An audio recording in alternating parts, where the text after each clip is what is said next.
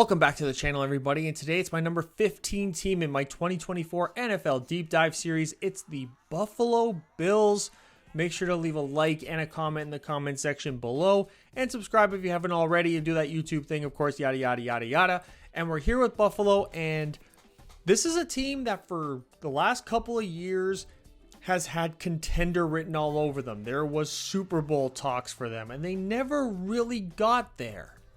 And then they had a lot of turnover this year on their roster, particularly on the offensive side of the ball, losing their top two wide receivers.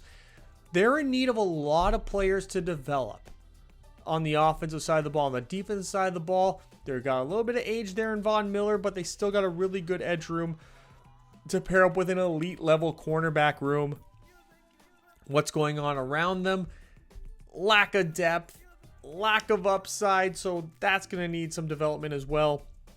And that's something that Sean McDermott has sort of plateaued at in terms of my perception of him. I don't know how Buffalo Bills fans feel about him. You can leave that in the comment section below, but it does feel like Sean McDermott has reached that high floor, low ceiling head coach.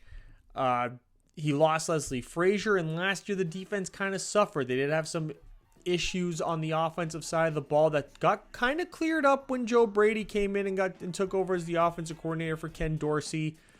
But there's still a lot of question marks there.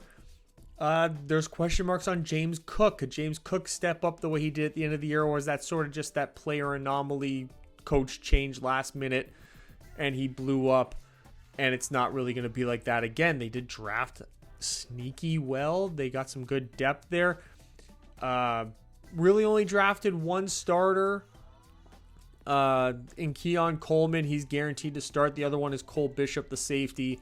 By my estimation, he should be a full-time starter, but it's really tough to anticipate, those type of situations, especially because they do have a lot of veterans there that we'll get to eventually when we cover that. I think the offensive line's got a decent floor, but the floor is sort of what they're at right now, because they got some good depth pieces that we'll get to. Again, drafted sneaky well, but not somebody who's necessarily prepared to start right away. But all of this has to come down to is how well this coaching staff is going to perform. Is Sean McDermott the guy? Let's get to some of the details there right now to start. So let's start with the coaching staff here. They are my 20th ranked coaching staff. And we'll start with Sean McDermott. He's my 20th ranked head coach. I just see like a bit of a downward trend coming from him. Like, how good is he really as a head coach? This Buffalo Bills team has been so talented for so long, and he hasn't been able to get them to the next level. They kind of get stuck behind Kansas City. I get it, but it's not like Kansas City hasn't been beaten. It hasn't happened that often, but Buffalo is not the team that's advancing here. And now they have a less talented roster. I'm just not a big believer in Sean McDermott's ceiling. And I would say a lot of that had to do with when Leslie Frazier left. Like, he left under some pretty suspicious circumstances, I could say.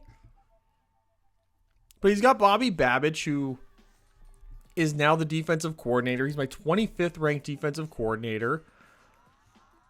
He was just hired for that role in January. They kind of didn't even have this role carved out from what I remember. It was sort of just like a committee thing with McDermott. Now he's got an actual defensive coordinator in there. So maybe this might even things out a bit for the defense overall and allow McDermott to get back to being more of like an overarching CEO head coach. But I don't have a lot of faith in Babich. Like where's the faith in him? He was the linebackers coach. He's sort of been within the organization for a while, so there is some type of continuity. I guess he understands the defense. He was working under Leslie Frazier there for a bit.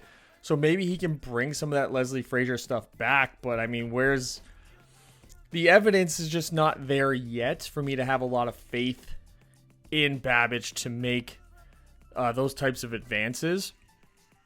Not to say there wasn't some positive things about the defense last year. Epinesa and Russo in particular really took a step up.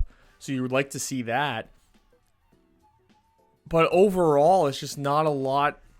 There's just not a lot of excitement. This is like the first year where there doesn't seem to be a whole lot of excitement surrounding the Buffalo Bills and this defense. You know, they got Joe Brady, who I really like as an offensive coordinator. He's my 11th ranked offensive coordinator in the league.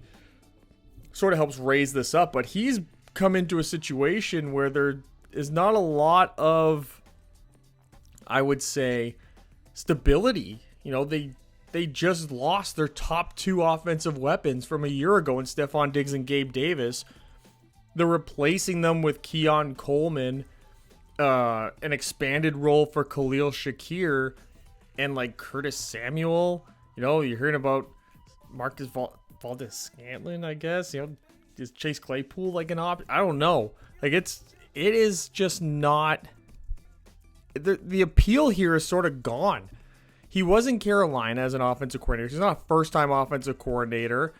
You know, he was the interim offensive coordinator last year, and it really turned the entire team around, which is why I really like what Joe Brady did. He really helped the career of James Cook in particular, turned James Cook into a real great back, where he was sort of looking like a middling low-end one at best. So there is some optimism. It's just the talent level is going to be up to them to really make this happen. Now, I don't know if Sean McDermott's leash is as long as people think. You sort of remember Marvin Lewis in Cincinnati. You remember Marty Schottenheimer in San Diego. Though they didn't coach teams that were all that bad all that often, they just had such a low ceiling. You know, Lovie Smith in Chicago, outside of that one Super Bowl year, the ceiling just seemed low. And I think Sean McDermott has found his way, at least in my opinion, to getting into that spot where the ceiling might just be too low with him, and maybe they would be better off getting more stability with like a more where the league's going, in particular with like an offensive head coach, getting that big offensive mind and keeping that offensive mind in the building, and then working with defensive coordinators and not necessarily dealing with like second level offensive coordinators. Because if Joe Brady does a great job this year, Joe Brady's going to be a head coaching candidate. That's just how the league is going. So is it one of those situations where if your offense does really well, but your team in general doesn't do that well, is Sean McDermott gone and you elevate Joe Brady? I think that's something that not a lot of people have been talking about, but I think is very much on the table for this Buffalo Bills team. Moving on to the player roster, and this is a giant positive. They do have the number 2 quarterback in the NFL by my estimation. It's Josh Allen. He's just, when he's on, it's hard to find a quarterback that's better than him. It really is, and that includes Patrick Mahomes. It's just Josh Allen still, he's got like this gunslinger mentality where he trusts his arm strength sometimes a little too much, and it does get him into trouble. That's why, but as he starts to clean these things up, you know, Peyton Manning for like the first 4 or 5 years of his career was an interception machine. You know, Brett Favre was always an interception machine. So it's not the worst thing in the world as long as he's making significantly more plays than he's not. And that's sort of been what Josh Allen's career has been. Now, hopefully Joe Brady, they get some, again, the stability of that coaching staff really helps round out his game a lot more. Because the one thing, and why I say, in terms of like the quarterback, the best athlete quarterback, the best overall athlete quarterback is Josh Allen, is because he's also the second best run threat of all the quarterbacks in the NFL. You know, he's short of Lamar Jackson for running and Patrick Mahomes for passing. But like to have this type of weapon back there who gives you all these things, it does account for something of him being a high level quarterback, if not at his best, the best in the entire league overall. It's just you really hope that he can clean up a lot of the mistakes. You know, you almost don't want him to have to use his run threat ability. Almost just the threat of it existing, you're hoping can become enough where teams are worried to play man coverage. So it allows you to predict zones a lot better and play better situational offense in your play calling and your strategizing, because you're anticipating that guys are going to be sort of sitting with their eyes on the quarterback more so than with their backs turned, running with a receiver down the field, across the field, and all that. So you hope, and if you are going to blitz, it better be a really disciplined blitz. So you hope that just the threat of that makes defenses play more conservative as time goes on, as season goes on, and Josh Allen starts to, in those moments where he may be overthinking things slightly, and those issues have not been as often as he's made the perfect decision on a given play. You hope that eventually, because if it clicks in that sense and he starts being efficient with the ball the way, the more efficient quarterbacks in the NFL are in terms of not turning the ball over, turnover worthy plays and all that, then that is what takes Buffalo to being a Super Bowl team. It really does make them unstoppable because it will make everyone else better around him. The threat of the run will make receivers' jobs a lot easier and just find soft zones to sit in for easy completions. Or, work some double moves and run two guys into the same zone with some double moves. It'll open guys up deep, and then Josh Allen can hit anyone deep. There's just so many possibilities this opens up for. There is a significant drop-off, of course, when you get to Mitch Trubisky and Shane Bocelli and all those guys that are going to be the backups, but durability for Josh Allen has always been a great thing. And it's like you got a linebacker playing quarterback. It's as good of a situation as they could ask for, especially considering the lack of proven, consistent talent they have sort of around him, the other 10 guys that are going to be on the field at any given time. So we're going to the backfield now, and these are the rush threats. You got James Cook. They're tied for 16th here, right in the middle. James Cook, at any point in time this year, if he can build on what he did last year, and it wasn't just, something, every time you change an offensive coordinator or a major coach, whether it be a head coach, offensive coordinator, defense coordinator in the middle of the season, there's always somebody who in that short period of time during that one season where things change right in the middle, that breaks out. And then sometimes it's not always sustained the very next season. So you got James Cook, who he was that guy. There was that switch. He was the guy that broke out. So you're hoping that he can continue to build on that throughout this season. They did go and get some depth in this backfield, though. They drafted Ray Davis, who's looking like he's going to be the backup. And they also got Frank Gore Jr., who I like as an early down back as well. Ty Johnson is there. Darrington Evans is there. They put together a very interesting backfield. And Joe Brady, the one thing that he did that his predecessor, Ken Dorsey, wasn't doing a whole lot was effectively running the ball and using the backfield they had and the skill sets each back had to its fullest potential. And that was mostly James Cook. Because even when you get to the receiving back threat, they're tied for 18th. James Cook is a good running back to have in this situation as well. It helps out. Like he's not the best receiving back. He's not the best early down back.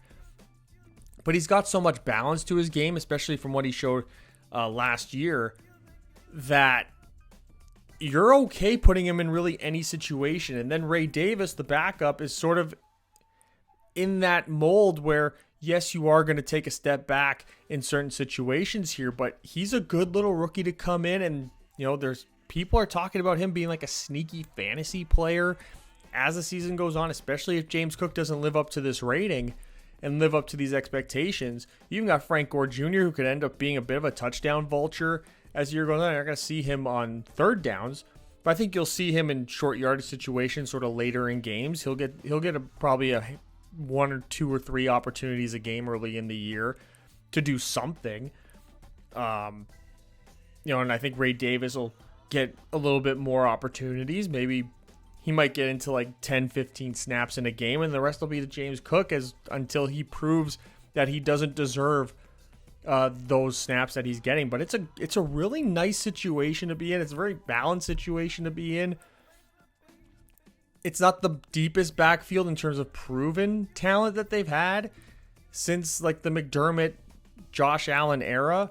But I think that with the combination now of Joe Brady, you've created an upside that I don't think a lot of people were seeing in the previous years, you almost saw in every mock draft, the Buffalo Bills were mocked to take the number one running back in the draft, and it was sort of like that for years. And then the highest draft capital they used was on James Cook, and it looks like it's finally coming to fruition here, and you hope that he can sustain the upside that they drafted him for, and that he finally started to show with the new offensive strategy and style and game planning that they had late in the year. Now, this is where things get a little dicey. You know, they are tied for 25th here with the wide receiver room. Last year's wide receiver 3 is now their wide receiver 1.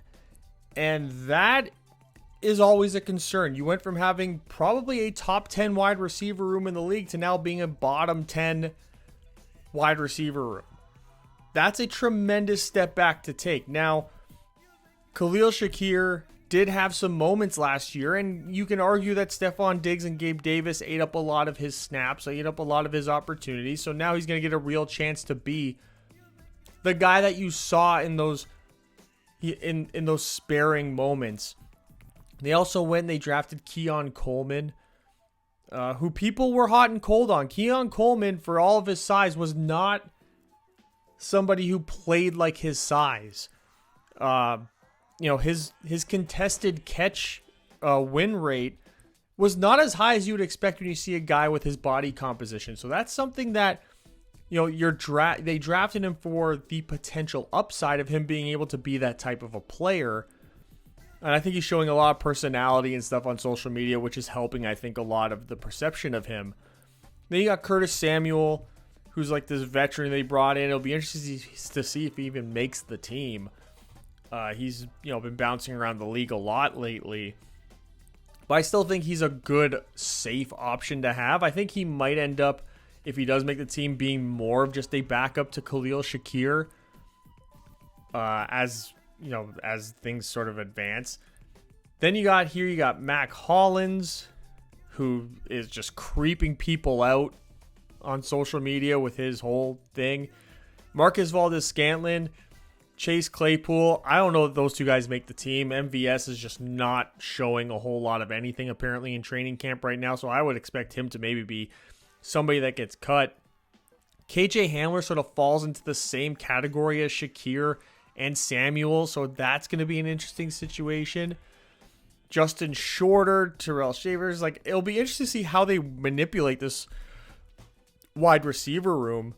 I think Curtis Samuel could be somebody that is, with the new kickoff rules, I think he could be perhaps a perfect candidate for the new kickoff rules. Him and Ray Davis, I really like as options in those new kickoff rules. I think that's something that could get Curtis Samuel up and on this team, no questions asked. Also, it helps when there's not a whole lot of competition here, and you could end up having a strategy where you don't have a lot of size on the field at wide receiver, and you can sort of play a quick, fast game on the outside, and you have Keon Coleman there who can, you hope can start winning some jump balls. You hope you can coach him up and get him better hand position and body positioning in those situations, sure hands in those scenarios. And Josh Allen, he's going to be able to whip the ball in there as well and putting it into some pretty tight windows. So that, as the season goes on, I would expect Keon Coleman to continue to get better. And then even move to the tight ends. They got the 15th ranked tight end room here. It's Dalton Kincaid gets an 81. Dawson Knox gets a 75 grade for me. He is definitely starter caliber. So the depth at the tight end room is really nice. I think you'll see a lot of 2 tight end sets out there. After them, there's not a whole lot, but Dalton Kincaid sort of becomes the number 1 receiver on this team coming into this year. And maybe the strategy is to sort of mimic what we saw with the Kansas City Chiefs all these years. We keep talking about the Chiefs and Buffalo sort of not being able to reach that level. Kansas City's really done a great job getting by with not a lot of size at the wide receiver position and a very strong relationship between the quarterback and the tight end, where the tight end's like a high-end receiving tight end. You look at Dalton Kincaid, there's a lot of comparisons you can make to Travis Kelce. You look at guys like Khalil Shakir and Curtis Samuel, KJ Hamler even, who's on the roster right now. You got all these smaller, quicker guys where you can create and be very creative in how you design the offense with those speedsters, those little shifty guys on the outside. And then you got the one guy that has the size in Keon Coleman to try to balance everything out and keep the defense honest in certain situations where you hope and you can create one-on-one situations that he can start to win on a more consistent basis than what he did in college. So maybe that is the strategy and the makeup of all this. And you do have a quarterback who is more than capable of being able to execute things in that way. As long as Joe Brady can design an offense that suits the talent levels of all these guys, I think you could end up with an offense that looks eerily similar to what the Kansas City Chiefs have been doing. And if it were me, that would really be the best case scenario to sort of raise up the lack of pure talent that they have and sort of manufacture a high-level, high-functioning offense that in any other situation might not work as well as it could here. Going to the offensive line now, and their pass blocking, they're going to be tied for 23rd. Deion Dawkins is sort of like your serviceable left tackle. He's pretty solid. It's hard to anticipate being able to draft someone better than him, and it's also very difficult to predict that you'll be able to find someone in free agency better than him. So he sort of sits in that middle of the pack left tackles where you don't mind having him out there. You're not concerned about him. You got Spencer Brown, who sort of is up and down a lot. Connor McGovern has sort of established himself as a solid center in the league. David Edwards, I compare David Edwards a lot to what we used to see from Mark Lewinsky before he went to the Giants and his career ended. You consider him to be like a solid veteran option, but at no point in time should you hope that he's anything more than the fourth best offensive lineman on your team. Then they got Osiris Torrance coming into his second year, who admittedly when he got drafted you didn't think was going to be a great pass blocker, and last year, boy, was he not. So you're hoping that he can, with an extra year and some NFL experience now, can develop into a more effective pass blocker on the interior. When you get to some of the depth here, Tylen Grable, the rookie Cedric Van Pran. I really like Cedric Van Pran. I think that's a sneaky good pick. There is a world where Connor McGovern can kick out to guard and Van Pran can move to center. Lael Collins, a veteran option in there. It's always interesting to see if he's going to end up ever even making the team. Will Clapp is another good option. So they have some interior options here. And then Grable and Lael Collins. It's a very interesting offensive line in terms of its depth. They did create an environment where they do now have some options here. If, they pick up some injuries or some of the other talent doesn't really work out and they got to shuffle things around a little bit. And then when you get to the running, they're 26th. David Edwards really steps up in these scenarios. Spencer Brown is sort of, solid. He is what he is. Deion Dawkins, passable for a left tackle in the run attack. You hope Osiris Torrance in his second year can step up his game. And this is where Connor McGovern really struggles. He's not a great run blocker by any means. So that sort of puts a guy like Cedric Van Pran into a situation where playing early in his career could end up happening. He was drafted to be like a backup, certainly. But there's a world where he can get on the field, especially if, Connor McGovern struggles as a pass blocker, which is really what gets him on the field over a Van Pran. If he starts to struggle as a pass blocker early in the year, there is a world where Cedric Van Pran does get to step in and play and be the starter over him. It is, I believe, obviously to be the plan.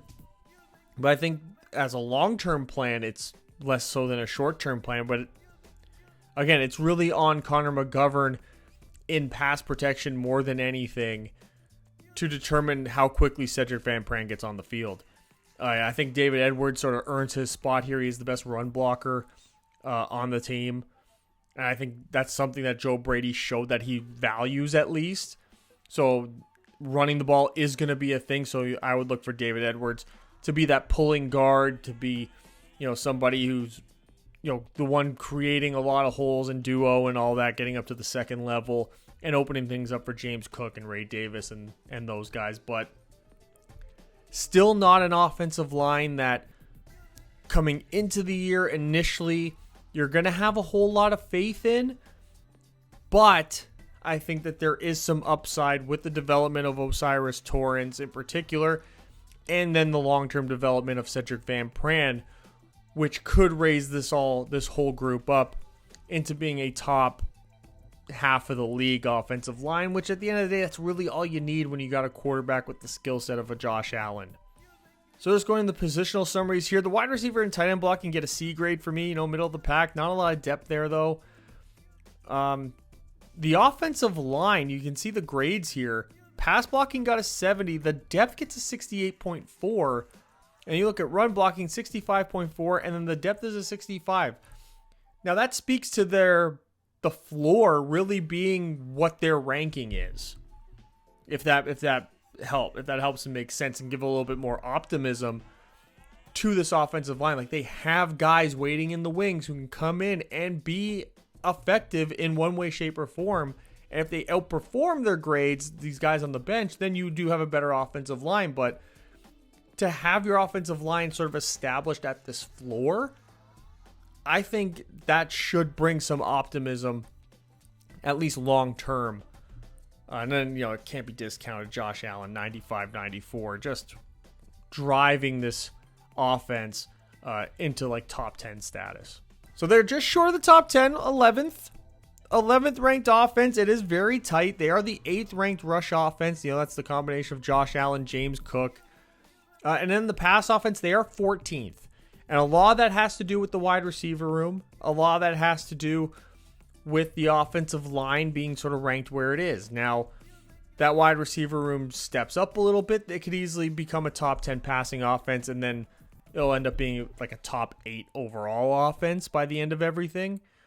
But right now, it is hard to predict who in that wide receiver room is going to step up, how quickly they're going to step up into their role, how comfortable they're going to be early in the year, how long is it going to take for them to get put into the proper roles, and how the proper plays will be drawn up and the proper strategy when you roll out those plays. I think there might be the potential for some growing pains just because of those different factors. Moving on to the defense now, we'll start with the edge room, and they are 16th in edge rush here, with Von Miller and Gregory Rousseau. You also got AJ Epinesa out there, who's going to be a tremendous piece. It's going to be like a 3-man rotation here as Von Miller ages. I would expect that there to be a much more even split between Von Miller and perhaps AJ Epinesa in terms of snap count. I think Gregory Rousseau will take over and be the edge rusher here, the edge player here that will eat up the most reps by the end of the season, because I do think Von Miller will start to get subbed in and out as the season goes along. They also drafted Javon Solomon, who's going to be, I think, a sneaky good depth piece for them. I expect him to get introduced into that rotation a little bit more as the season goes on. They got Dwayne Smoot in free agency. I think it's a couple of years too late for Dwayne Smoot to be truly effective. They also got some other flyers there on some rookies, Rondell Bothroyd and David Ugawegbo, who just, I don't know how much of a contributors they'd be in this scenario. Even against the run, they are tied for 8th. This is where I think you'll really see AJ Epinesa, even though him and Von Miller's still an effective player against the run. I think that's sort of with Von Miller's age, again, and injury history, this is where you're going to want him off the field and really throw him out there for those true pass rush situations where you could even have a situation where all 3 of them are on the field doing a pass rush. But I think on early downs, Epinesa and Rousseau really doing the dirty work here. The one thing Rousseau's always been good at as a pro is being like that edge setter in the run game. And last year's when he really developed into being a more complete edge rusher. And you hope he can continue to take steps forward, because the ceiling on him was always epically high. He just kind of leveled out at Miami, and then in his rookie year in the NFL, it was kind of like more of the same. It was last year, it was just like, there's the guy.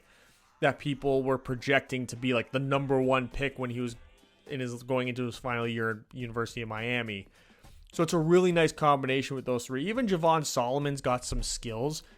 He sort of worked his way into the situation where he's the number 4 guy by my estimation. But I think once they're ready to move on from Von Miller, or maybe they get into a contract issue with Epenesa or Rousseau, they're going to have Javon Solomon there to fill in as that number 3 guy wherever that may end up for him. I think he can play in both aspects of the game. I think he can be very effective. Rondell Bothroyd, this is why you took a flyer on him. He sort of got that ability in the run game early on. It's going to be, again, tough for him to make the team, but he's somebody that you could probably keep on the practice squad and then hope that he can develop in that situation and eventually, after a couple of years, be somebody that can make the team. Because I don't know that he's going to make it over Kingsley Jonathan. And how many of these edge players are you going to keep? They got 5 there. Maybe Casey Toohill, who's got some like linebacker flexibility, sort of like what Von Miller has. You'd want Casey Toohill to be there to be more of a true backup to Von Miller, depending on what you have Von Miller doing in certain scenarios. So it's a tough road for him, but I really like what this edge room can bring. And they're an edge room that's continuously developing. Things really clicked for Epenesa and Rousseau last year. And you hope you can continue to build on that. And you have 3 really great edge players by the end of the year that could be top 10 in every aspect of the game by this time next year. And then you get to the interior guys. You do have Ed Oliver. They are tied for 22nd here. You got Ed Oliver and Daquan Jones, who will be interior rushers on third down together. I think, again, like there is a world where Daquan Jones maybe does come off the field and you get Epenesa, Miller, Rousseau, and Oliver as your 4 guys. There's not a lot of depth on early downs here for the interior defensive line. You see Gable Steveson there, the Olympian, former WWE superstar. He's got question marks. He's the only player that doesn't get a grade simply because how do you grade him? I don't know how you grade him. I don't know how he makes the team. I think it comes across as novelty to have like an Olympic athlete, famous Olympic athlete on your team. We saw the Vikings do this with Brock Lesnar a couple of years ago. Brock did quite well for himself, so it'll be interesting to see how Gable does in the preseason. You get to them against the run, and they're tied for 28th. Ed Oliver has had his moments. There's just still a lack of consistency there. Daquan Jones, same sort of thing. They kind of fall under the same realm of what you'd want them for, but they haven't done a good job of creating a lot of depth. Dwayne Carter is a rookie there that you hope can become something. I wasn't very high on Dwayne Carter. They definitely drafted him to at least be the number 3 guy, you would think, but I don't have a lot of faith in this interior defensive line outside of Ed Oliver. You hope Ed Oliver can continue to develop and that he sort of didn't have that like 1.5 year wonder type of a thing, and that he's sort of regressing back to, what we saw earlier in his career, more so than what we saw in a couple years previous. That's something that you have to watch. I think overall as a defensive line, as a front 4, you're getting something very effective. And I think as a combination, you'll be able to put together 4 guys at a time in any given situation and be one of the better defensive lines in the league still. And just how you scheme things up behind them, what you got them doing up front will determine how you get around some of the deficiencies that may exist in them. And that's something that's on Babich and McDermott to sort of make happen. McDermott is the defensive guy. You want him and Babich to, find something that Leslie Frazier had found in years previous. Going over to the linebackers in coverage, they are tied for 11th in the NFL. You got Matt Milano. He's like their 3-down all-purpose linebacker. They drafted Edifon Olofosio. Edifon. They drafted this guy from Washington. he's going to be that next linebacker in linebacker coverage. I really like him out there. I think that's a good aspect of his game that he's bringing immediately in there. They have the veteran Deion Jones, who's got the injury history and has sort of been up and down ever since leaving the Atlanta Falcons. Not a lot of depth surrounding him in that aspect. You get to them against the run, they're the 10th linebacker group. This is where Nicholas Moreau gets on the field. He's that early down linebacker. You really like Dorian Williams and Terrell Bernard and Matt Milano. You have 4 really good early down linebackers here. I think you'll see a lot more of Matt Milano coming off the field as the season goes on early downs to sort of save him to be that linebacker on third on those passing situations. He's somebody who's always been relatively good in man coverage, has done relatively well in zone coverage. He's got a really high floor in those aspects where he's the green dot player that you have. You would have liked had they kept J.D. Bertrand. Now this is an aspect of their defense that I love. They are tied for 3rd in cornerback pass coverage. Christian Benford had a great year last year, really stepped up. Rasul Douglas has been like this solid veteran who's really come along like late in his career. You saw him play great in Green Bay, and he's carried that over really well here in Buffalo. They got Teron Johnson, solid players. They got 3 guys who, in any other team in the league, a lot of other teams would be number 1 corners, number 1 quality corners in their talent ability. They just did a really good job here. Between the edge room and this corner room, they've done a really fantastic job. You can't take that away from them. How you put these guys in situations to continue to succeed is really on the coaching staff at this point. But I think the combination of having really good guys in coverage and good defensive line play, at least off the edges and in pass rush, it makes this a way more appealing defensive group. Even when you get into some of the depth, they got D. Delaney, they got Kyer Elam, who sort of gets lost in all this. He's a former first-round pick. He sort of came into the league with the fear of him being, very grabby, and that's carried over into the pros, and it's really hurt his chances at getting opportunities. And then you get these 3 guys Christian Benford, who sort of threw a monkey wrench into Kyer Elam's prospects here. I mean, does his 5th-year option get picked up when you have these guys? Maybe Rasul Douglas, because he's more of a veteran player, is the odd one out, and Kyer Elam gets to take his spot. But man, this is such a good problem to have almost. Then you got to Corey Couch, who I'm quite high on coming out. Kenny Lovely, Daquan Hardy, I think gets some special teams looks. Even though, in pass coverage, you don't really want him out there. D. Delaney's got some safety cornerback flexibility, which I think they're really going to like because there are so many question marks surrounding their safety room in particular, because they are the 25th ranked safety room. They just brought in Kareem Jackson, who's not pictured here, by the way.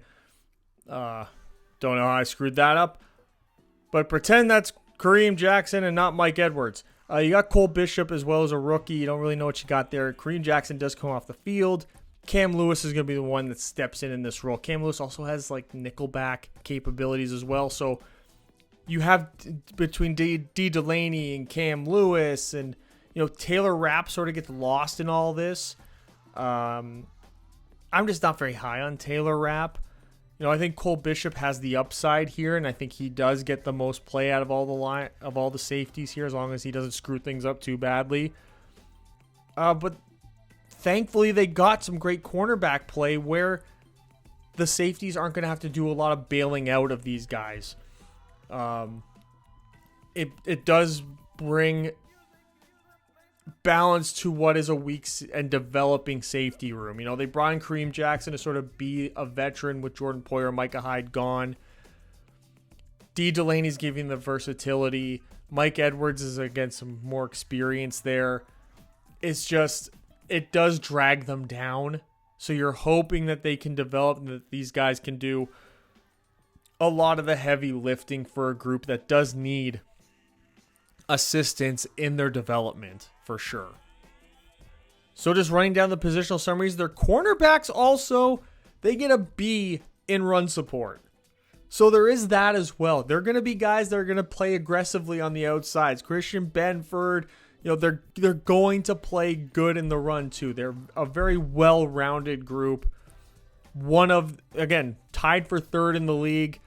By the end of the year, they could be the best if they continue to grow together. If get Kyer Elam starts to step up his play and Christian Benford develops even further, you could be looking at the best group. And again, what stands out here is the edge room and the cornerback room in particular. The linebackers sit there in a really nice spot as well. The safeties are the main concern here, and I would say the interior defensive line also has some question marks. When you get into more of the depth of the rotation, picking up an injury to an Ed Oliver could be tragic for them. So that is where there's cause for concern. Overall, they are the 20th ranked defense, tied for 20th. Pass defense is 18th, again, because of the concerns that I voiced. The safeties there on the back end, the interior defensive line, not being able to push and collapse pockets. You wonder about the linebackers. Not a lot of depth there for linebackers in coverage, though they do rank high with the two best starters they have. Where does the depth go if one of those guys aren't on the field? That's a cause for concern. Their rush defense, they're ranked 16th, smack dab in the middle. Again, you worry about the interior defensive line and the interior defensive line's depth. And you're worried about the safeties on the second level being to step up, be the eighth man in the boxes and all that. So you are worried that those things can be affected. Not being able to stop the run up the middle and then being able to prevent big plays on the back end. Overall, they're my 15th ranked team, 20th coaching staff, 11th offense, tied for 20th on defense. But again, there's a lot of position groups here where their floors are quite high. I bring up the edge group. I bring up the offensive line as well. And they're just a couple of guys developing and a couple of things working out from becoming a top 10 team for me. But right now, there's just too many question marks in too many aspects of the game at all three aspects of the game, coaching, offense, and defense, for me to rank them any higher than this. And there you have it, my number 15 team, the Buffalo Bills. It's been a great run here. We're more than halfway through the deep dive series. Some of you guys have been here watching all the videos, even your comments. I greatly appreciate it. If you haven't left a comment, leave one. If you haven't left a thumbs up, leave one. It's great for the algorithms. Even if you think this is the dumbest video you've ever seen, just give it a thumbs up. It really helps me out. And then you can just tell me how dumb I am in the comments section. I don't mind. I don't mind at all. And then you can watch the other videos in this series that are on the other side of my head for the last couple seconds while I've been talking, and you can tell me how ridiculously stupid I am in those ones too if you like. But just remember to leave a thumbs up and hit subscribe. It really helps out. And I'll see you guys with the next video next time